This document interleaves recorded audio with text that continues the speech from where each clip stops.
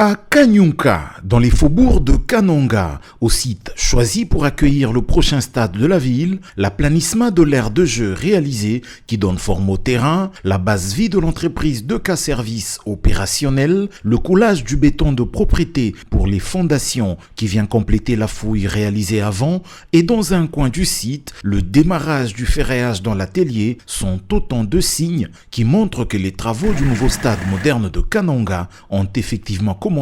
C'est sous cette atmosphère de mobilisation générale que l'ingénieur Gilbert Kapukungindu, directeur provincial de l'Agence congolaise des grands travaux pour l'espace Kasaï, maître d'ouvrage délégué du ministère des ITP sur ce projet que finance le programme sino-congolais, a inspecté ce chantier, commençant par les installations de la base vie de l'entreprise qui exécutera ces travaux.